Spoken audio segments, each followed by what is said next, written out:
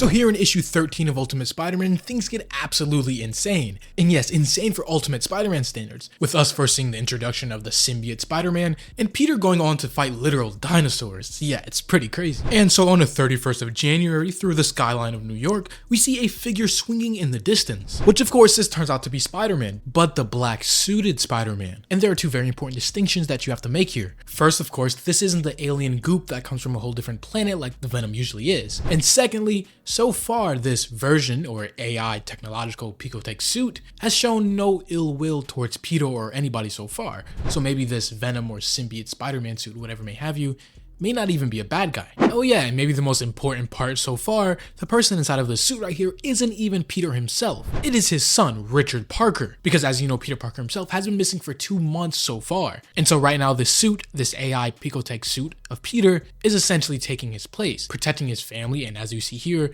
letting his son wear the suit and essentially replace Spider-Man. Because you know, the AI inside of Peter's Picotech suit did a full digital copy of Peter's personality and is essentially Peter 2.0, except he's not the original and not human, as he of course changes through a couple forms until he lands on a more traditional symbiote Spider-Man look. And as we find out, the original Peter has kind of thought and expected something like this to happen. If anything happened to him, he gave the suit some very specific perimeters to follow. 3 rules, if you will. Number 1 being no touching Mary Jane, number 2 being protect the family no matter what, even if it means sacrificing itself, and number 3, once again, no touching Mary Jane, making himself pretty adamant that if anything happened to Peter, that this suit version and AI version of himself will not just take over and resume his life as the real Peter Parker. And of course not subjecting himself to something that the main 616 Peter Parker is going through with Paul, someone else with Mary Jane, the love of his life. And you know, still Richard right here, Peter's son, is still very weirded out about everything that's going on, as he would naturally, because just a couple weeks ago, he was just a normal kid living a normal life.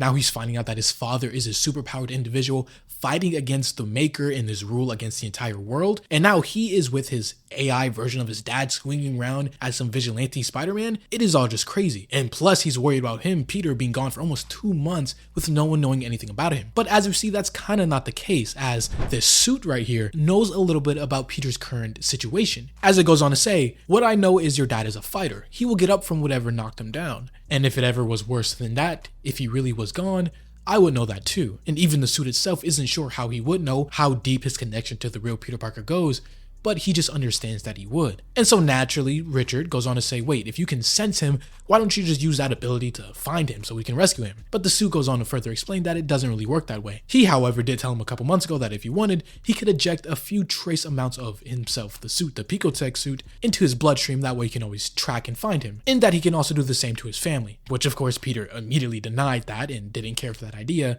because why would you know? This random futuristic suit you got from a person you thought at the time was a terrorist and traitor, Tony Stark, and now that it's not only with you but wants to inject something into your bloodstream and with your family too, that is just a giant no-no. But of course, hindsight is 20/20, and if he did do that, then they will be able to locate him now. But it seems like Richard isn't as opposed to this idea than Peter was. And this is very interesting because I'm going to go out on a limb and say a little bit of a theory of mine, but what if Richard, for whatever reason, became this new Ultimate Universe's Carnage? Think about it, he already kind of looks like Cletus Cassidy, already kind of with the orange hair and the look, but also he has this universe's version of the symbiote. Now he's talking about injecting stuff into his bloodstream, so yeah, let's say Peter does come back and reclaims the suit. A part of it will be inside of Richard, and if anything happens to Richard or he snaps or whatever, boom, instant origin for Carnage. But is that likely? Probably not, but hey, if it does happen, you heard it here first. Speaking of Peter and wherever he is right now, we move over many miles underground below Staten Island, where we see this universe's version of the Savage Land. And of course, we pick up with Kraven and MilesMorales, 2 members of this current Sinister Six, all who are working under Kingpin. And these 2 villains here are having a certain conversation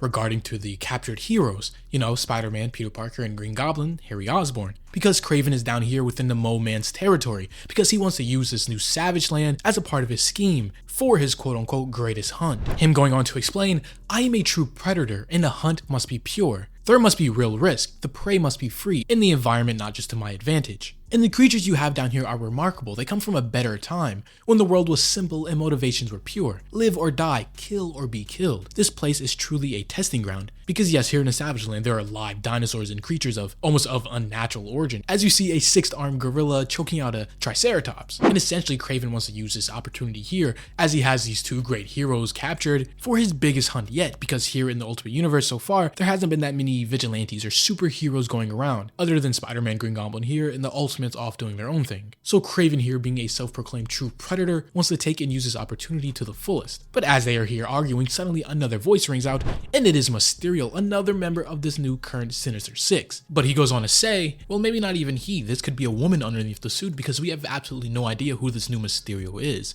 Heck, if anything, it could be Aunt May, who faked her death and is now with the villains masquerading as Mysterio. Now, realistically, no, but I'm just saying we have no idea who this is. But this Mysterio goes on to say, I can see neither of you were paying attention to Kingpin when he spoke, because he was very clear. What is ours is only ours at his pleasure. Because Kingpin before told the Sinister Six to go and capture the heroic duo, Spider-Man and Green Goblin. But Kraven here, now having them instead of turning them in, wants to participate in this giant hunt. And at first, Kraven is gearing up for a fight to defend himself, telling Mysterio, I hope you don't plan to try and stop me. But it seems like even Mysterio has ulterior motives, as he goes on to say, now where's the fun in that? No, what I want is to see them. Finally seeing who are these heroes that they have been hunting for the last couple of months. And when we finally do see the heroes, it's not really a pretty sight, with Harry and Peter both seeing better days. Them here being beat up, tied to a chair, almost surrounded by a feast. And here we get to learn a little bit more of just how crazy this entire situation is. And frankly, I have no idea how Peter and Harry are going to get out of this situation unscathed. Because, as Kraven goes on to say, at first, yeah, he did keep them sedated,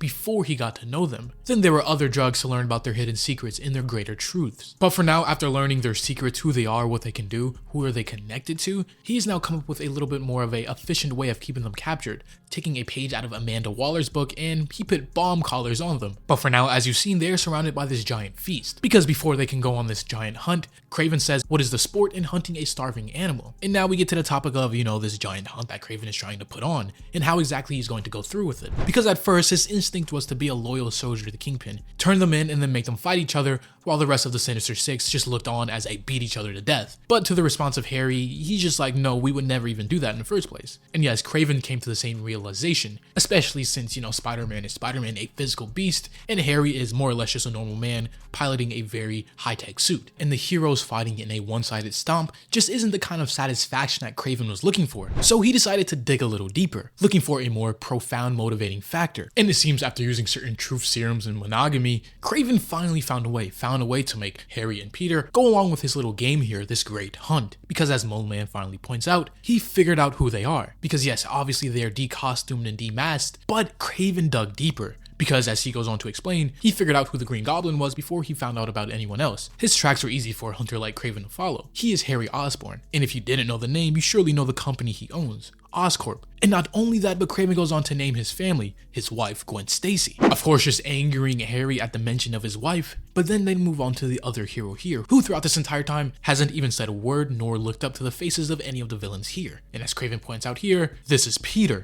Parker with his perfect wife Mary Jane and his perfect children Richard and May. Such a hard thing to hold on to, perfection. So Kraven wants to see if he can do just that, if he can fight his way out and hold on to this perfect little life he has had before. And this right here, this concept, this revelation is just crazy, especially the ramifications that it potentially means. Like that means half of the Sinister Six right here, Kraven, Mysterio, Mole Man, know of not only their secret identities, but their families. Kraven specifically knowing their name, location, Peter's children. So Peter hasn't even been Spider-Man for a year in, and his entire family already got doxxed and they are now in danger. But Harry Osborn being the more talkative one out of the duo, he goes on to tell Kraven off, yelling at him saying that you abducted us, drugged us, tortured us, we are never going to play your stupid little game. But of course, Kraven thought this through, as he goes on to say, oh, but you will. You will run and I will hunt. Because if you die, so does your family. But it seems like the heroes do have a scapegoat in a way out of the situation, because he also goes on to further say, but if you can kill me, then you and your loved ones are safe, giving them a giant ultimatum. And of course, previously in the other issue, we seen Green Goblin is way more prone to killing a villain than Peter is, with the original Black Cat in that entire situation. But here, with Peter's family on the line,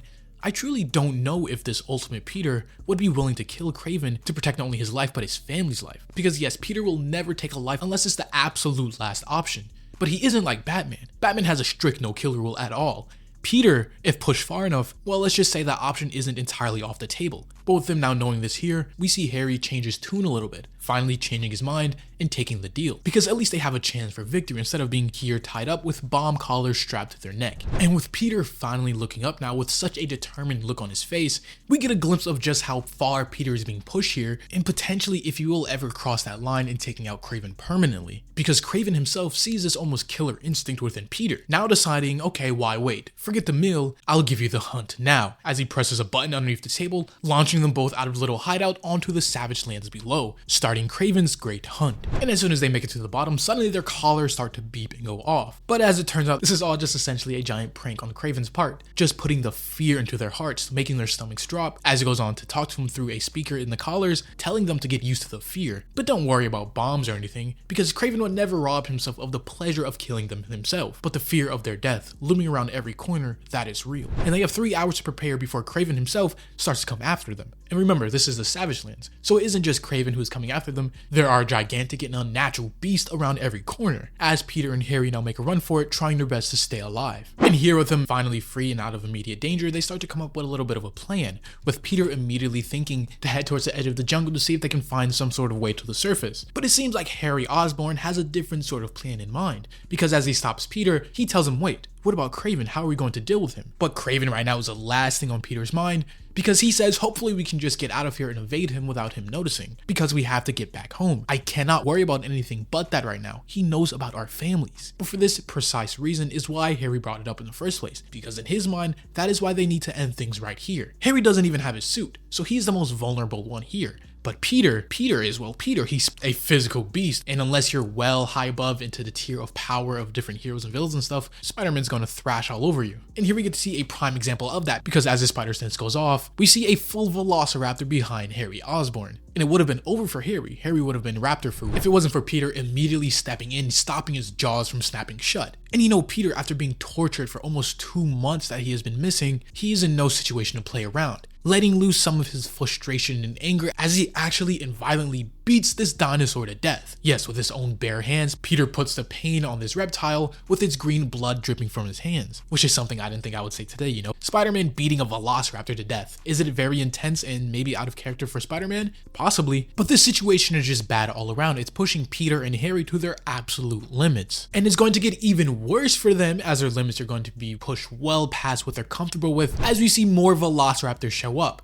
with Peter going on to tell Harry, do not move. And while this is happening deep miles underneath New York, we move back over to New York City up above, where we see this new Spider-Man, Richard and his Picotech suit AI Peter together, as they just went on their first mission, stopping a petty small-time criminal. Richard actually using the suit to be a hero, something that presumably would make Peter proud, but also probably disappointed at the same time because he is putting his life at risk and in danger. And Richard having no powers except, you know, this suit is at way more of a risk than Peter ever would be. But the suit reassures him, saying that Richard was never in any real danger. And even if he was, or if he would have froze up, the suit would have just stepped in and handled it itself. And it's interesting seeing this little dynamic that they have going on. It's less of father and son and more of older big brother or mentor-mentee. So nothing sinister going on so far, but possibly this AI version of Peter could get complacent and maybe even starting to like being the only Peter. So soon when the real Peter Parker gets back, there could be a little bit of a conflict going on like that. And speaking of conflict, we then see as they are swinging through the city, someone else is watching, stalking them from a distance. And this mysterious person finally decides to act,